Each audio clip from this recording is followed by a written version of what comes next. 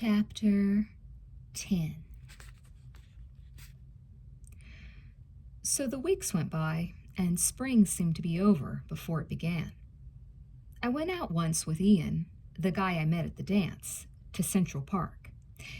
If you want my advice, don't sit in the grass there. I nearly sat in dog shit twice.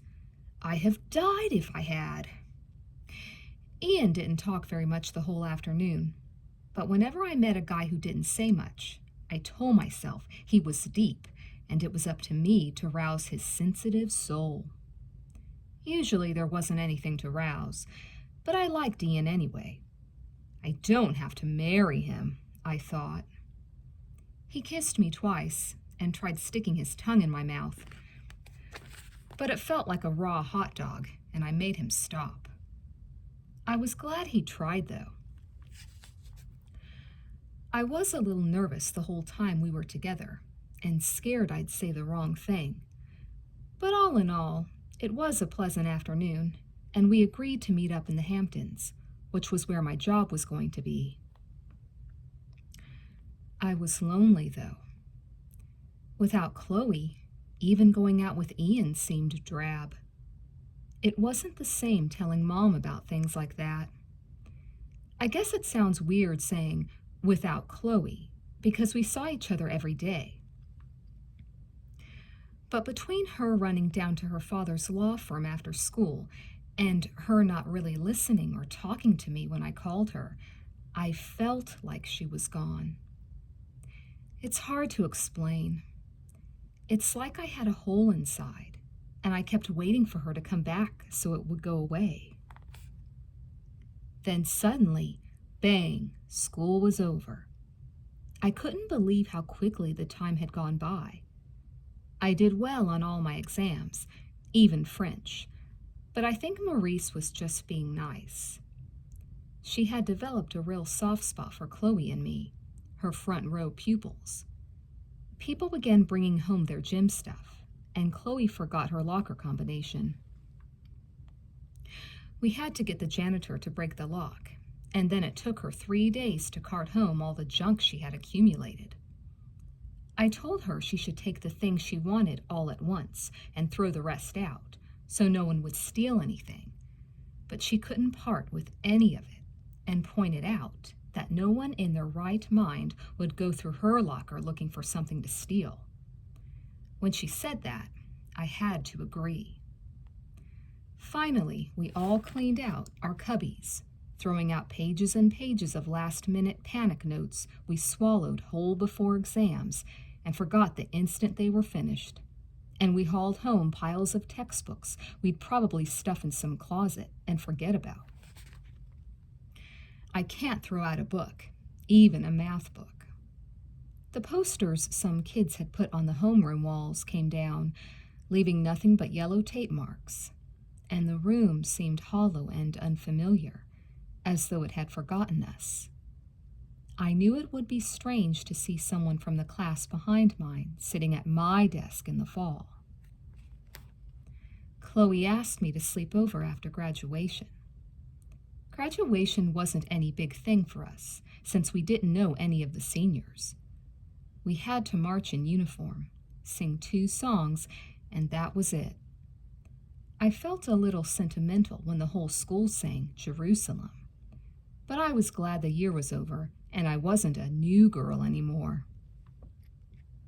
In the fall, I'll be an old girl, I thought. I guess it's not till you've been at a school for a whole year and can show a new girl where some classroom is that she can't find that you feel like you belong.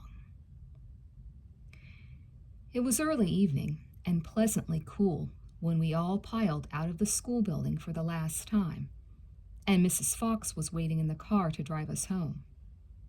She told us she was going out for the evening to her brother's house, and Chloe pounded my knee happily with her fist. After we all had dinner and Mrs. Fox left, Chloe and I made some popcorn and sat down in the den to watch Carousel. It was a sad movie, and I was depressed enough as it was. Chloe kept staring at her father's chair. In the corner of the room, sitting there expectantly in a half-reclined position. It seemed to me I'd never seen an emptier chair. "How's your beautiful lady collection?" I said after a while, turning down the TV. "Oh, nearly finished. I'm going to start on the collage after a few more cutting sessions." "That's great. We should take each other's pictures then." "Oh, that reminds me. I wanted to show you a book I got." She jumped up and ran out of the den, reappearing a moment later. "Photographs of France. Ronnie gave it to me. It cost a mint." She smiled and sat down next to me on the couch. We looked at each picture for a long time, talking and pointing things out. "Oh, Paris," I sighed, looking at a street scene. "I'd love to go to Paris." "And Rome. With you, of course," I added. "You know, my grandmother wanted to be an artist." "Yeah?" Chloe said, looking interested. "Yeah. Her father promised to send her to art school in Paris. Then he died, and she never went." "But that's so tragic," she exclaimed. "I know. Maybe I'll go instead. It'll be my mission." I sat back thoughtfully. "I really loved her, you know? I don't think she knew how much I loved her. You know how some older people look like they've given up?" Chloe nodded. "She never did. Not ever. I never told her any of this stuff," I said wistfully. "That's okay, Val," Chloe said, touching my hand. "No, it isn't okay. You should tell people things. I've been thinking about it a lot. People should be kind to each other, you know?" I gazed off hazily and focused on a spot on the wall. It kind of disturbed me that I'd been thinking about death so much. It hadn't seemed real when Grandma died, but it became real as soon as I started thinking of things I wanted to tell her and then remembered I couldn't. And then when Mr. Fox died, I realized Mom and Dad were going to die too, something I never really believed before that. I bet Mom never thought her mother would die when she was my age, I thought. It really scared me, and I began thinking twice about things. Like if Dad wanted to talk to me and I didn't have time, I'd make time, thinking, someday he'll die, and I'll wish I could spend more time with him. Only now I can choose, and then I won't be able to. People might think I was sick to think that way, but I don't think it's morbid or anything. There's nothing morbid about death. It's just a fact, and people wish it wasn't. So they don't think about it in time. It isn't even bad that if someone's dying, you're nicer to them. It's just that knowing it's going to happen makes you more thoughtful. People are so dumb sometimes. Someone dies and they think of all the things they put off or never said and wish they had, and you'd think it would change them. But they just keep wishing the dead person were back so they could do things right, instead of paying attention to the people that aren't dead yet. "Val?" Chloe said awkwardly, bringing me back to earth. "I think you're beautiful." "Oh, bunk. You don't have to say that." "I don't have to say anything." I smiled. I should tell her about my daydreams, I thought, for the 100th time. She won't mind. I don't think she will. "Oh, I'm so depressed," she moaned. "Hey, there's some white wine in the fridge. Want some?" "Sure, why not?" She went and filled 2 jelly glasses and brought them in, handing me one of them. "This is good," I said, after tasting it, and took a large sip. "It makes me feel warm all over." We sprawled out on the rug with our jelly glasses, the television forgotten. "Val, did I tell you about that lawyer? Remember, the one who used to make passes at me all the time when I went to see my father?" "No, tell me. Well, one night last week I was up there, and my mother had to leave early, so he offered to drive me home. He lives in Riverdale, too, and I really didn't feel like taking the bus, so I said okay. And he started complaining about his wife and how she doesn't understand him and how miserable he is. He's married? Yes, he went on and on. That's terrible. He pulled over to the side of the road, she went on. He wanted to know if he could see me, and I didn't know what to do. Here I was in this car with this married man who used to work with my father, and he was practically asking me to have an affair with him. Me. Oh, Chloe, what did you do? I said no. I don't think so. I didn't want to hurt his feelings. I gave her an exasperated look. You know, Val, when your father dies, everything's so different. I feel so old. I listened to her, transfixed. I was always Daddy's little girl, you know? I mean, Julie was the oldest, but I was his little princess. That's what he called me. It was so weird being in that car. I'm not his little girl anymore. She paused, finishing her wine and placing the glass on the table. He was always so glad to see me when I came home, even just from your house. Now I can't stand coming home. I held her hand. What can I tell her? I thought. That it scares me to hear her say that, because I know it will happen to me too? That I wish I could help her? How can I help anyone? How's your mother doing? Oh, rotten, Chloe said with a groan. It's terrible to see her, Val. She's so depressed all the time. I keep her company every night, but there's nothing to talk about. I can't tell her things like you can tell your mother. I'm lucky, I guess. You sure are. And what's my mother got to look forward to? Getting old. She'll never remarry, and after I leave home, she'll be all alone. She doesn't even have friends. Not close friends.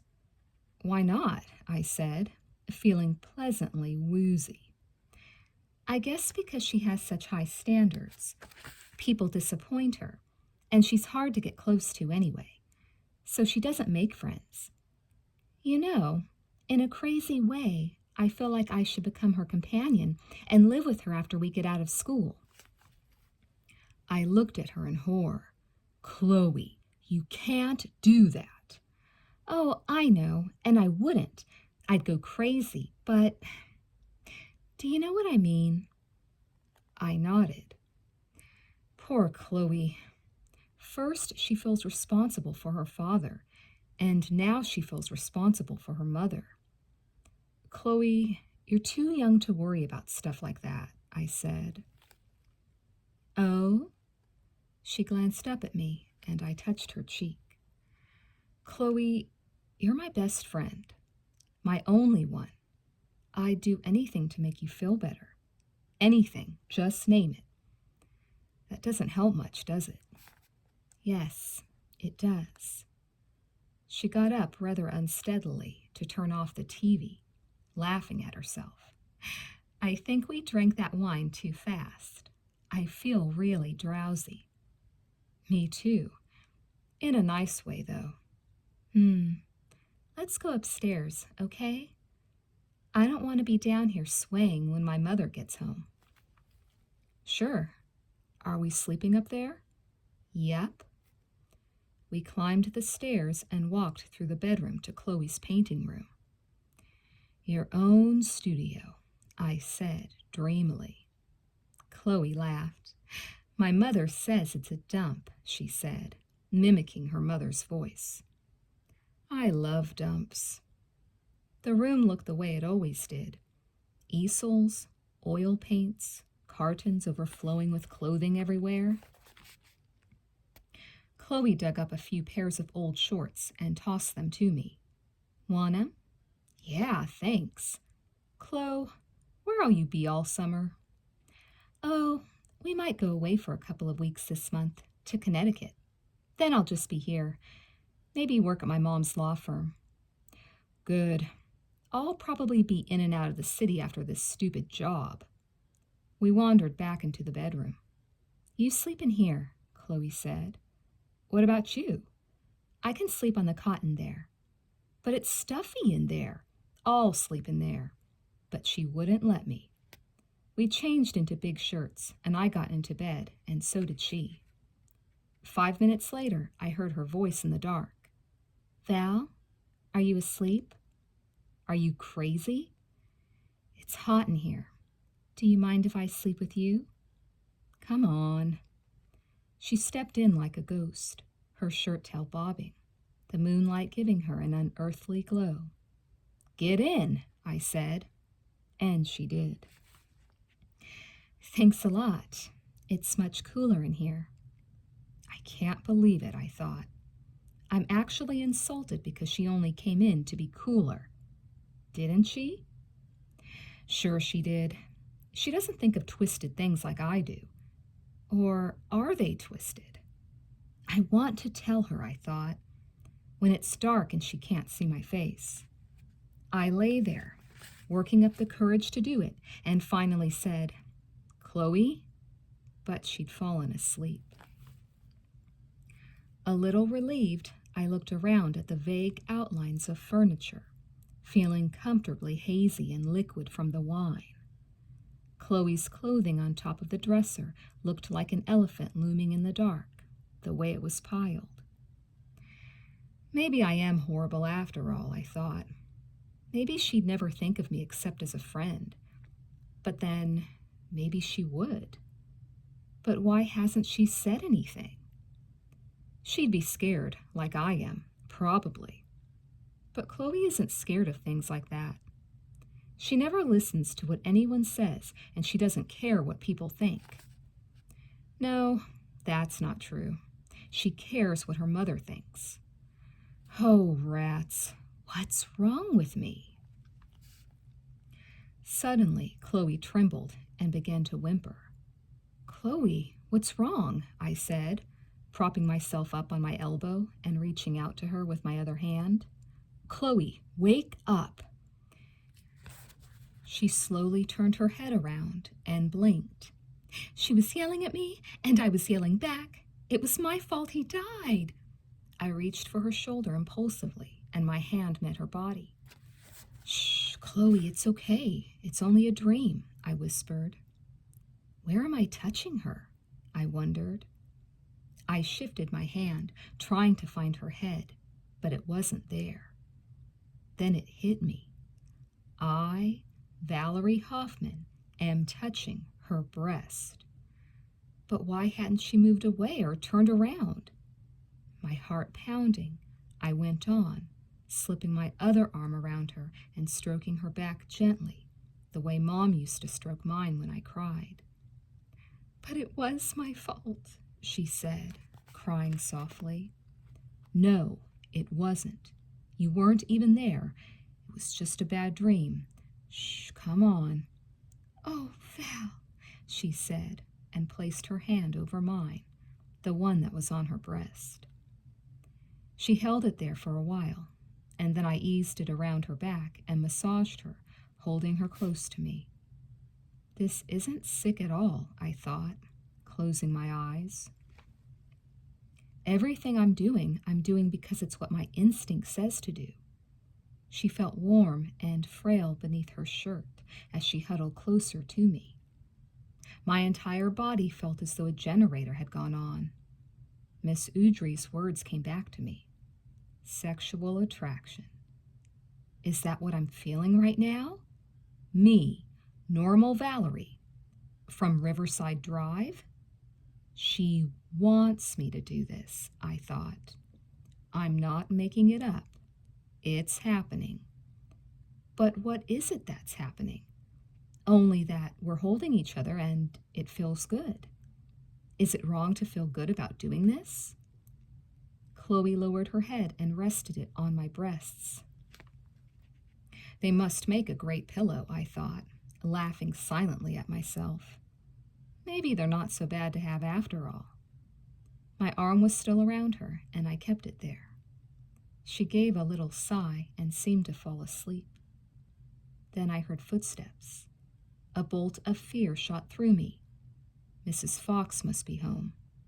Is she coming up the stairs? I wanted to get up and shut the door, but before I had a chance to move, I saw the top of her head above the banister outside the room. I closed my eyes and froze, waiting. The footsteps stopped. I lifted my lids just enough to see what was going on. Mrs. Fox was standing at the top of the stairs, peering in at us. I closed my eyes again and held my breath. It was the longest minute of my life. When I heard footsteps again, I opened my eyes to look. She was gone. What did she see? I thought wildly. What did she think? Chloe lay still as a rock, and after a while bent her leg up and rested it on mine, moving her head up onto her pillow. I watched her sleeping face, my mind blank with fear. I don't know when I finally fell asleep. Dim yellow-gray light pushed its way into my thick sleep. I squinted and opened my eyes with difficulty as the events of the night slowly surfaced in my mind, waking me with a sickening lurch. Did I dream it? No, not this time. I rubbed the sleep out of my eyes and looked at my watch. 6:45. Pretty soon they'll wake up, I thought. Pretty soon we'll have to have breakfast together. Is Mrs. Fox going to say anything? Should I tell Chloe she saw us?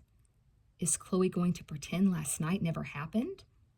How could she, even if she wanted to? But what does it mean? I looked over at her face poking out of the sheets, her hair spread over the pillow. I'm scared, I thought. I feel like I was caught at something terrible. The light coming through the window was cold and unsympathetic. I crept out of bed and put on my rumpled clothes, which I'd left in a heap on the floor.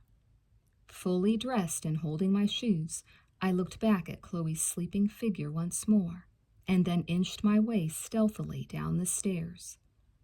I got my bag from the den, opened the back door as quietly as I could, and ran down the gravel driveway and up to the bus stop at the end of the street, shivering in the morning sun. Chapter 11. I waited 3 days for Chloe to call.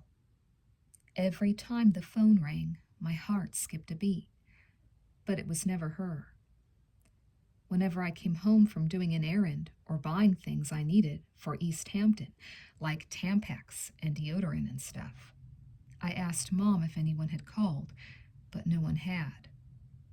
I started to call her twice, but hung up both times before I got to the last number. I really drove myself crazy trying to figure out why Chloe hadn't called.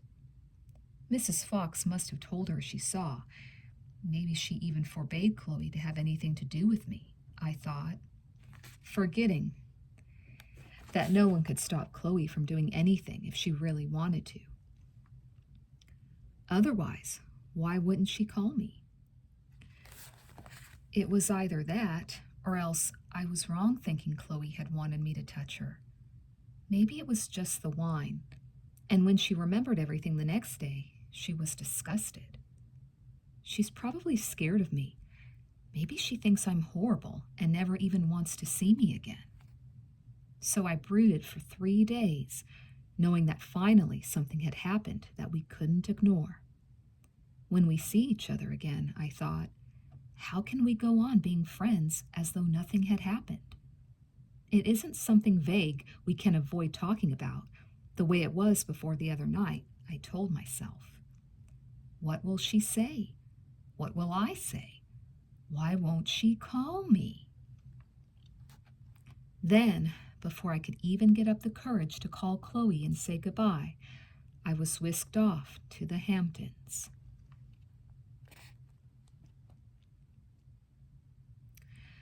The job was a disaster from the start. The Basquels turned out to be the type of rich people that tried to look poor and had scads of friends as sham as they were, and they all went to dumb parties and drank and talked about dumb things and laughed at jokes that weren't funny, and the men made passes at their friends' wives. I knew that because a few of the parties were at our house, and since it was too noisy to read or think, I listened through the paper-thin walls of my room. You could hear everything perfectly because the walls were made of cheap beaver board. The outside was plain and gray, like all the other beach houses. The Basquels were just renting the place, so I couldn't blame them for the decor, which consisted of things like a big fake fish hanging over a big fake fireplace in the living room, and furniture sets that looked like they'd been won on a TV game show. I heard them saying it was tacky to some friends of theirs, but I didn't think much of their style either. They were the type of people that would poke holes in their jeans. The first 3 nights I couldn't take a bath because Mrs. Basquel, who was tall, flat-chested, frosted blonde, and had mean green eyes and high cheekbones, had filled the tub with bleach and blue jeans. I guess it was part of their looking rugged.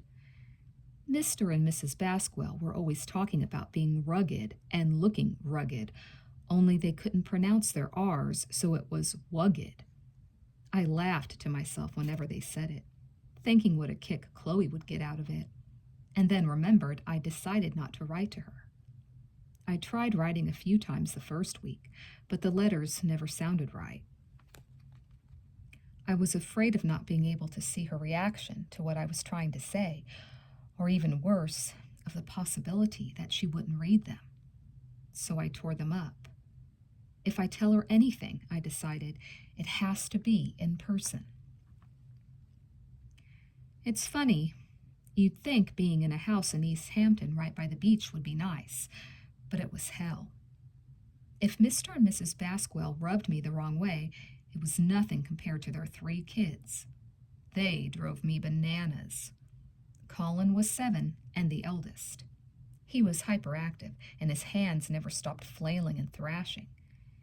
If he wasn't hitting Lily, who was 2, he was punching Stevie, and then he got wild. And if he wasn't doing that, he was hitting me, screaming and yelling the whole time. I was ready to quit and run out the door at least 10 times each day, and ordinarily I'm not a quitter.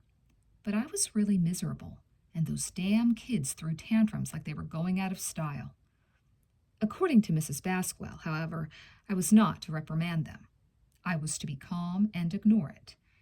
She had this nasty way of saying things, like I was some sort of monster for wanting to discipline her kids, so I didn't argue. I gritted my teeth a lot. "Mommy, I'm too tired," scream, "to brush my teeth. You do it." Colin shrieked like that every night, and half the time Lily would wake up and start howling. And when that happened, I wanted to kill them both. Stevie was no prize either. He threw rocks at other people's cars. Really, that's what he'd do when we weren't at the beach. Just sit in the driveway throwing rocks at cars. Mrs. Basquel acted like she'd never heard of discipline. I think she must have read some screwy, permissive child care book. After a week of being there, I found out she had an ulcer and took Liberium. I checked the cabinet in her bathroom, but I didn't feel sorry for her. The second week it rained almost every day. You can imagine what being cooped up in that house was like. It was a nightmare. In between whining, "What do we do now?" Colin broke 3 vases in the living room, and Lily got hold of Mr. Basquel's razor and cut her lip. Of course, that was my fault. I was too busy scraping off the silly putty Stevie got on the couch to watch her. It was like that for days. My hair frizzed out like blown circuits. I caught a cold, and life was never less appealing. The first decent afternoon after the rain, Mrs. Basquel made me take the kids into the ocean, which wasn't unreasonable, except that I was sick, and they deducted $1.50 for a bottle of Driston from my $45 for that week. By then, Mrs. Basquill had railroaded me into helping out with the housework, too, which wasn't supposed to be part of the deal. And helping out meant doing everything. I don't know why I didn't tell her to go jump in the ocean. That's what Chloe would do, I thought to myself one morning as I was changing the linen. Chloe would tell her off. She wouldn't take this crap. Chloe, I sighed, feeling miserable, and finished pulling off Colin's top bunk sheets.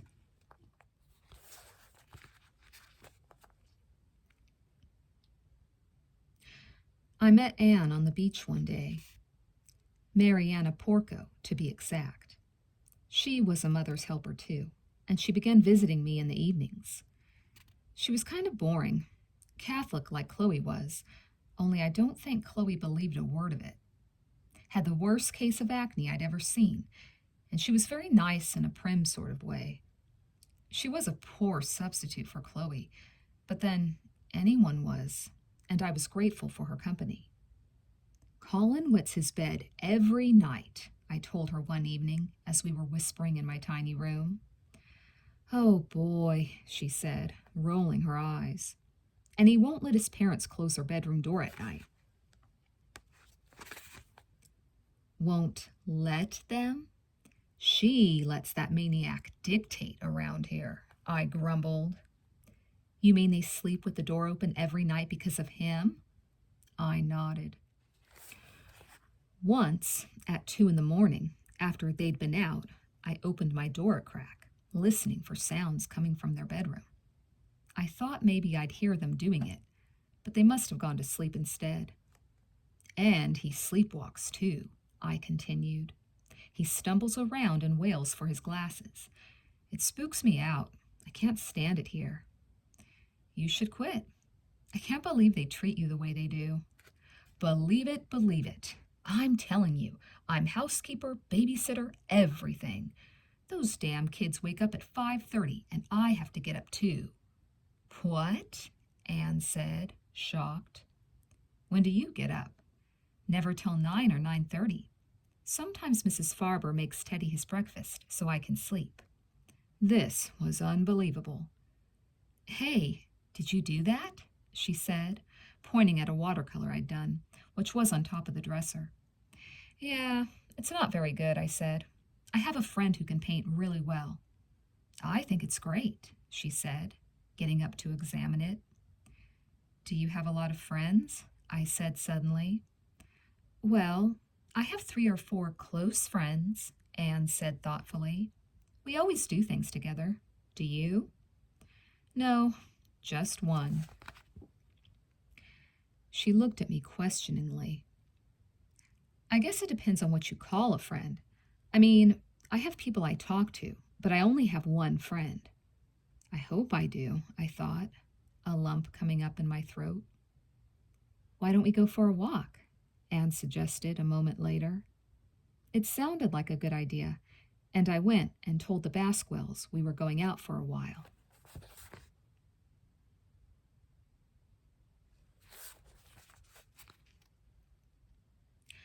I began going for walks on the beach at night after that first time, usually alone. I sat sometimes and listened to the ocean, just listened and looked at the stars. The sand was cold and clammy at night, but I didn't mind. I played my recorder sometimes, thinking of Chloe and the bagpipe man, and it sounded strange and magical in the thick, salty night air. On my second day off, I met Ian in East Hampton. He was even better looking than I remembered him, and had as little to say as he had that day in Central Park. But I was so glad to get away from that house, I didn't care. We went to the A&P and bought salami and rolls and beer, which I hate, and a whole bunch of other stuff, and had a picnic in a cemetery nearby. I had to do a lot of convincing to get him to agree to it. I told him about the time Chloe and I had gone down to Trinity Church, and he said he couldn't understand why we'd want to sit around in a cemetery in the snow. We had our picnic under a tree, and afterward he started kissing me. We were at it for a long time, and then he tried getting my pants off. I noticed two people visiting a nearby gravestone who seemed to be looking in our direction, and I pushed him away.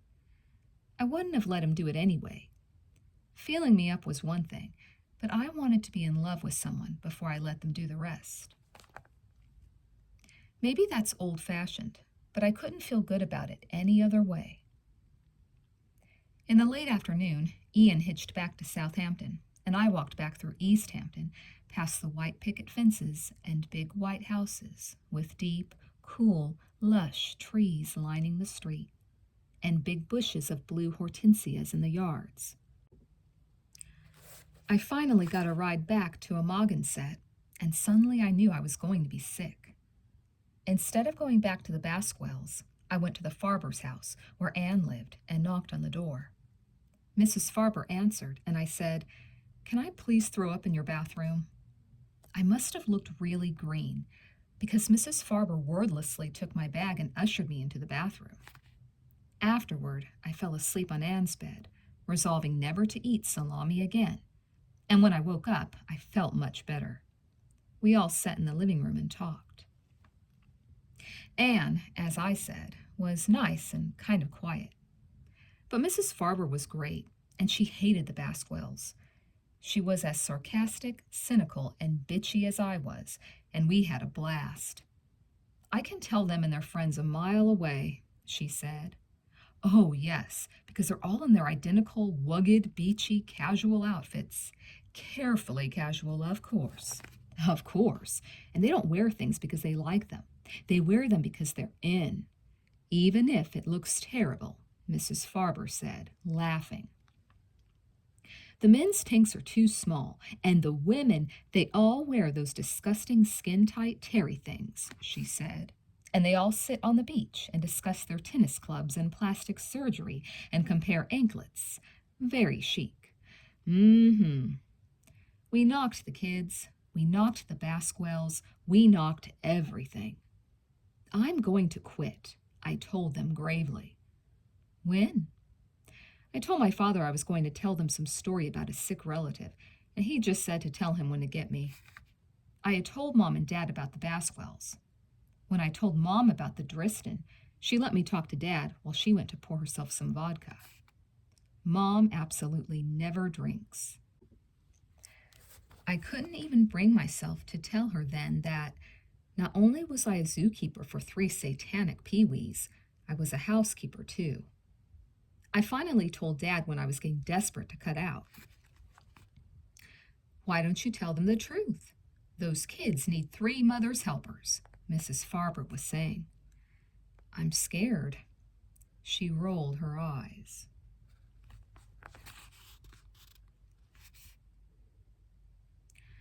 I called Dad the next day to confirm my plans.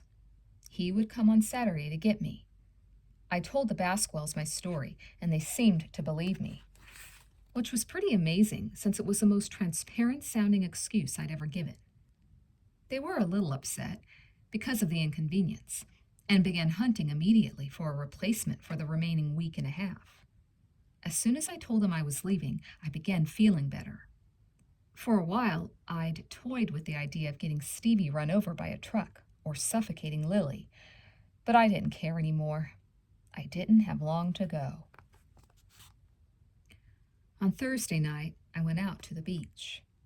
A bunch of boys were having a beer drinking contest near where I usually sit, so I began walking. After a while, I took off my sneakers and tied them together, carrying them over my shoulder. I walked a long way. It must have been close to midnight when I stopped at a little spot in between 2 dunes. There was a lot of wood lying around, pieces of broken fences and driftwood, and I threw down my sneakers and began making a small pile. Then I searched around and found several large rocks and placed them in a circle, digging a little pit inside and putting all the wood I'd collected into it. I found a book of matches in my back pocket, and after 15 minutes, I had a fire. It was small at first and crackled like a bowl of Rice Krispies in the wind. Then the flames began to shoot up, and I lay on the sand staring into it, thinking. Chloe, Chloe, Chloe. Do you hate me? Am I terrible? You looked so innocent lying there in the morning. Did I corrupt you? No, I thought. And then, if I had to do it all over again, I would do it the same way. Will you still run away and be a gypsy with me? I'm a captive princess, I thought, my eyes fixed on the licking tiger flames. And so are you. I see you dancing in the firelight on the empty beach. It's where you belong. Did I do something wrong? Why didn't you call me? Do you feel guilty too? Or just scared of me? You're never afraid. How can I face Garfield without you? After I don't know how long, I got up and took off my clothes. It's now or never, I thought, taking a deep breath. I ran naked into the black, roaring sea and looked down at my body, bobbing like so many globes. I'd never gone swimming at night and had always wanted to try it. Soon I was running back to the fire, which was slowly going out, and shook myself quickly before I began getting dressed. My arms and legs were covered with goosebumps. I looked down at my breasts in the light that was left and thought, they're not ugly. They're beautiful. Oh, phooey, it's just the lighting, I told myself firmly, and put on my shirt. I half ran back up the long beach to the house. It was even farther than I thought it was, and I crept into my room quietly, stripped, put on a nightgown, and went straight to sleep. That night, I had a dream.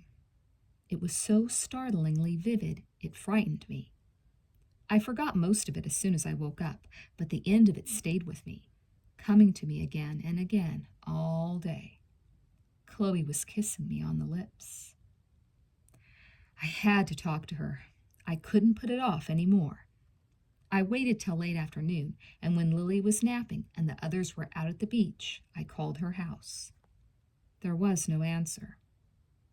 I got the number of Mr. Fox's law firm, and they gave me a number in Connecticut where I could reach her.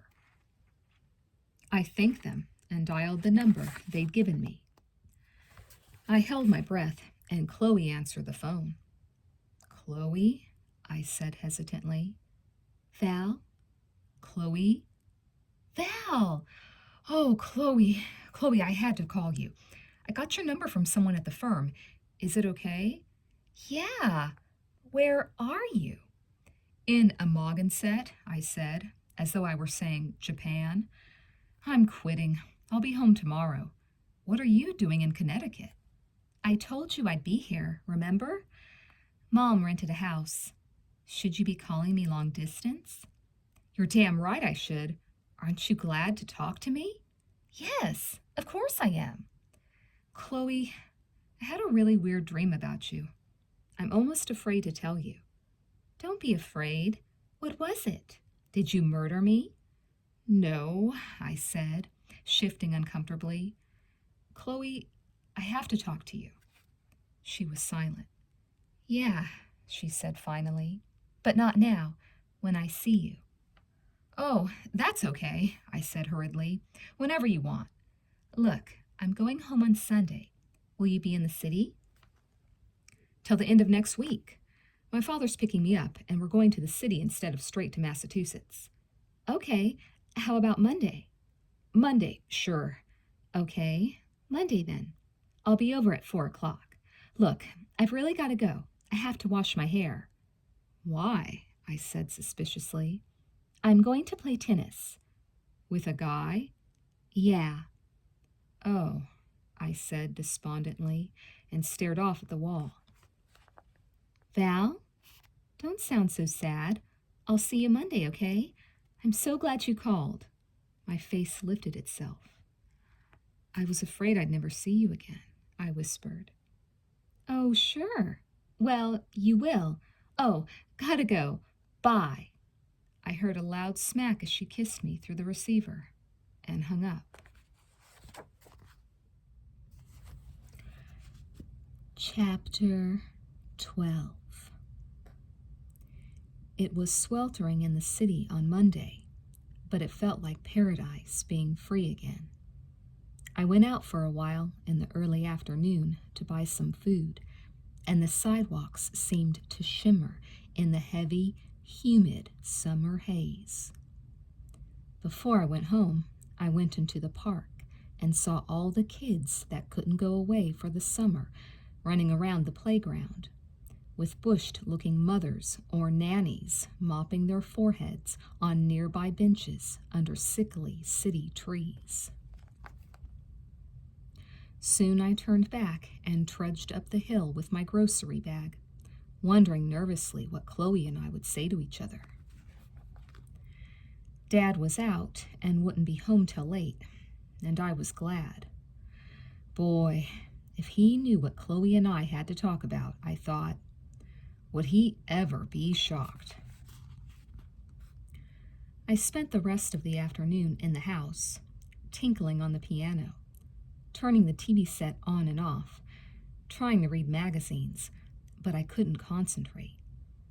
At 4:30, the doorbell rang, and I ran to answer it.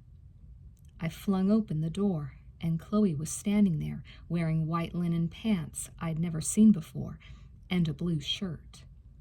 She had a suntan and looked great. I stared for a moment, thinking how much older she looked than when I'd met her that day in the bathroom. And then I said, "Hi, only half an hour late. Congratulations."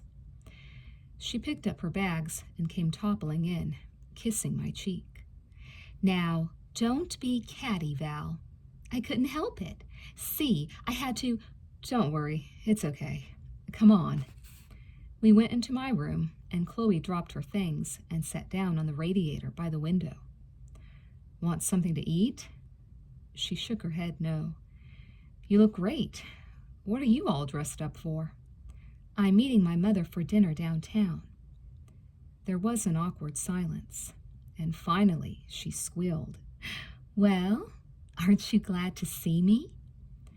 "Christ, I've been wanting to see you ever since—" I stopped and looked at my feet uncertainly. "How come you never called me after I slept over?" She gazed at me warily and shrugged. "How come you left before I woke up?" "Chloe, remember what we were doing?" She gave a harsh little laugh. "As if I could forget." I attempted a smile and failed.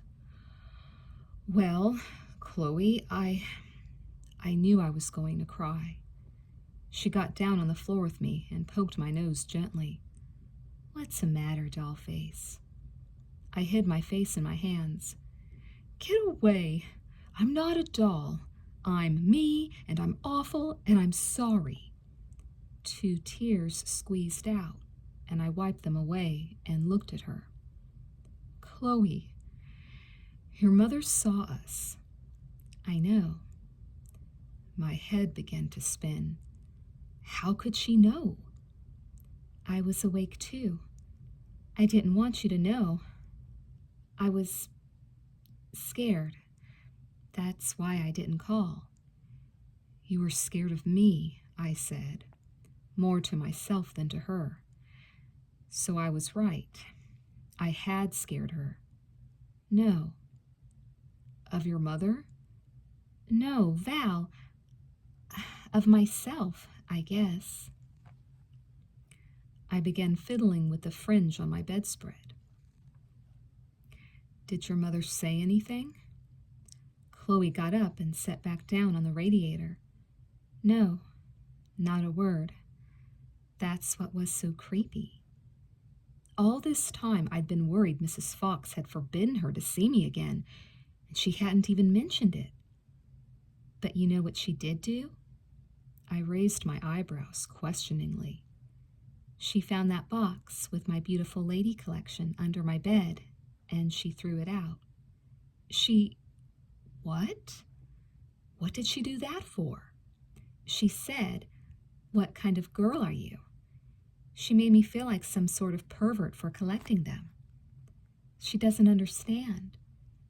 But she wouldn't have done it if she hadn't seen us. She thinks we, you know," she said haltingly. She thinks we made love, doesn't she? I said acidly. She must love me now. Christ, she'll never want me over again. Oh, Chloe, can't you tell her it isn't true? I said, feeling like a hypocrite and hating myself for it the instant I said it. And what if it were true? Chloe said defiantly. I could see her lip tremble slightly. What do you mean? Well, look at all the men and women having sex who don't even like each other, let alone love each other. Isn't that the real sin? Yes, I whispered, holding my chin up. Yes, that's the sin. And how would your moral mother feel about that? I bet my mother thinks sex is sinful in any case, she said dryly. Then she leaned toward me. Val, don't you understand? It doesn't matter what she thinks. You're my best friend. When I decide to go to bed with a man, I'll be lucky if I'm half as crazy about him as I am about you. I don't have to defend anything. Nothing can change how I feel about you. No, I said, nastily, wanting to cry. No, because I love you. I love you too, I said, wondering why it had never occurred to me. You know, sometimes they all make me sick, Chloe yelled. Who's they? I thought. We do something like what we did once, she faltered. And then there's a choice. Either I'm a lesbian forever, or I stop being myself with you. When I don't want either one, I watched her carefully, not saying anything. I mean, gosh, other people must think about stuff like this. Really? Do you really think they do? I said hopefully. Sure they do. They must. But just because you think about something doesn't mean you're guilty of it. Guilty? I pounced. See, you said guilty. But Chloe, we didn't just think. But we didn't do what my mother thought either. Maybe I've thought about it, she said, blushing. Well, maybe I have too. Maybe I've even wished it. Maybe I'll wish it again. But I'll bet if you gave everyone what they wished for, it would turn out it wasn't what they really wanted after all. I just want us to be the way we always were. My ivy plant was making shadows on her face, and I watched her cautiously. I know, I said finally. Chloe, I'm not a lesbian, I said. I'm not anything at all. Some guys turn me on a lot, but I'm not ready to have sex yet. What we did, I did what I wanted to do. I didn't even think about it first. It just came naturally because what am I trying to say? I thought helplessly. Why is it coming out so mixed up? You're my best friend, I said. And now, you won't be. I will be. I'll always be your friend. You know what it is, I thought? We're scared of each other. I'm scared that she'll be afraid of me, and she's probably thinking the same thing. I wonder if we'd have been scared if her mother never saw. Maybe we'd never have had to admit to each other that any of this had crossed our minds. We could have just gone on being best friends and maybe fantasizing once in a while, or being affectionate and pretending that sexual attraction never occurred to us. But Mrs. Fox had seen. Chloe had admitted what she felt, and so had I. There was no turning back. How do you separate loving as a friend and sexual love? Or do they cross over sometimes? It isn't fair, Chloe burst out angrily. God, I can't believe how hung up we've gotten just because of my mother. But Chloe, it isn't just because of your mother, I said gently. She jerked her head round to face me. Her eyes filled with tears. What do we do? She said. Chloe? Is that you? I thought. Always rebelling and always so certain of what you think. What's happened to you? What do we do? I echoed. I'll tell you what we do. Do you want to be my friend? Of course.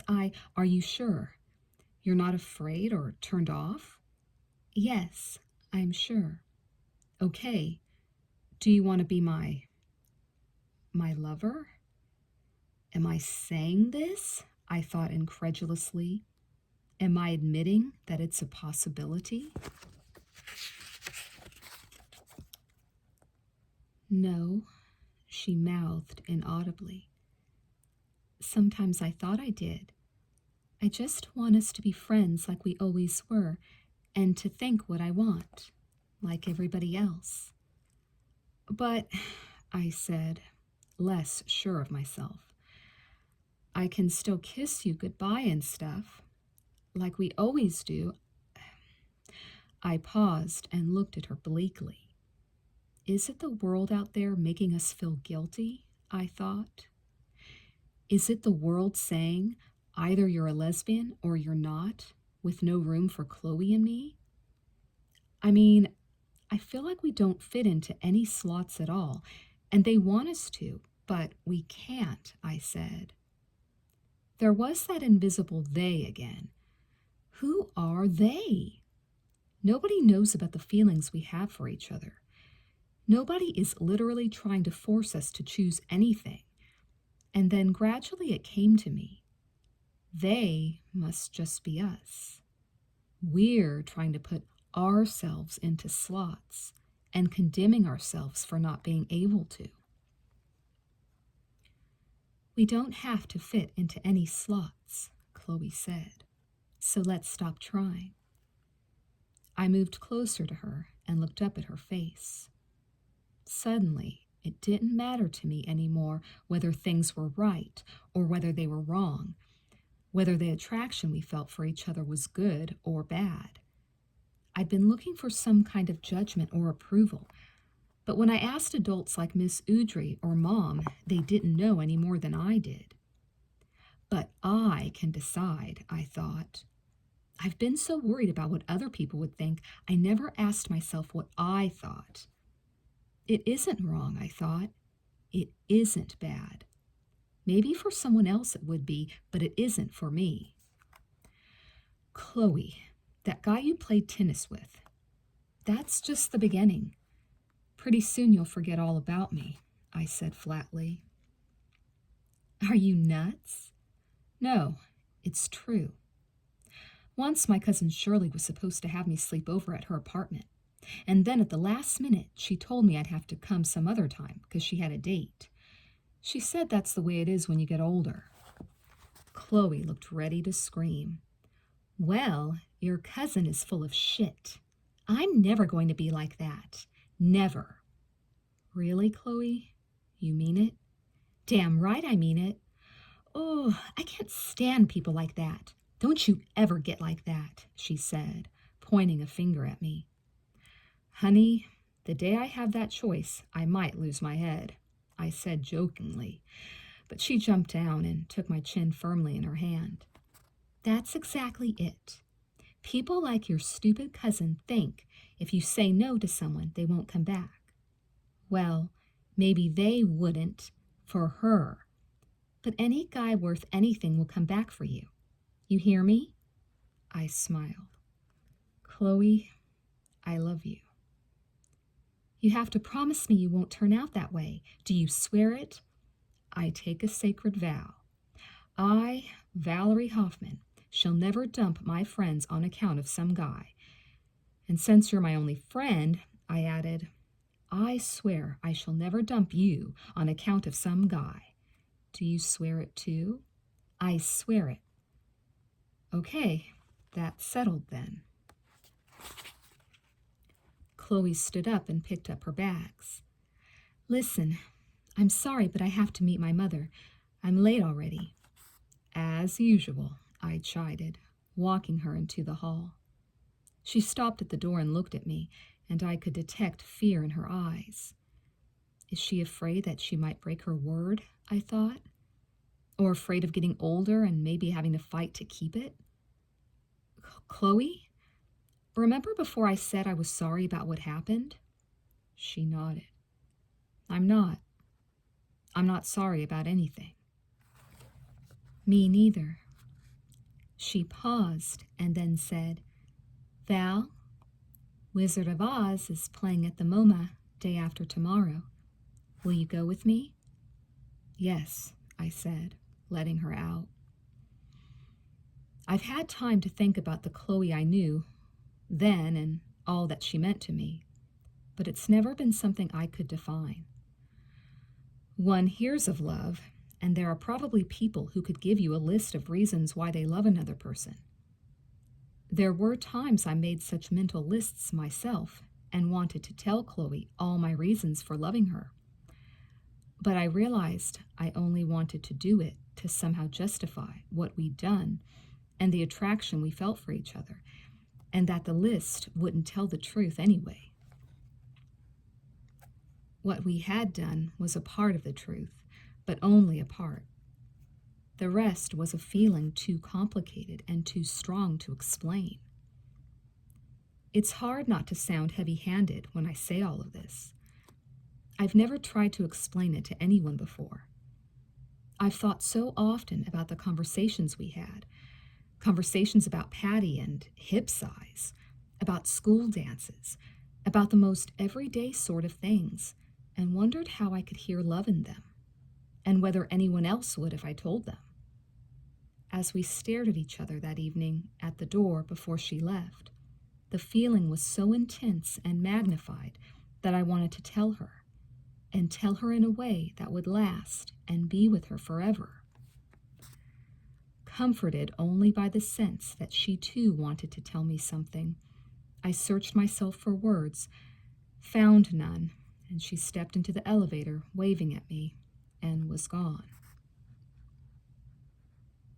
I walked slowly into the living room and stood by the window, waiting to see her come out of the building.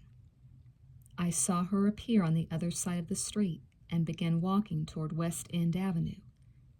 As though sensing I was watching, she turned and looked up toward my window, saluting. I pressed my hand against the window, and when she was out of sight, I walked into my room and sat where she'd been sitting to watch the sunset over the river. Hey, Dollface, I said aloud. What you crying for? Other things may change, but Chloe and I will never change. Not ever. That's a promise. Okay, Dollface? I flipped on the light and blinked for a moment, letting my eyes adjust, and noticed Chloe had forgotten her Vogue. I stood still for a minute and then grabbed a pair of scissors, thinking, she'll absolutely kill me. And then I began to cut.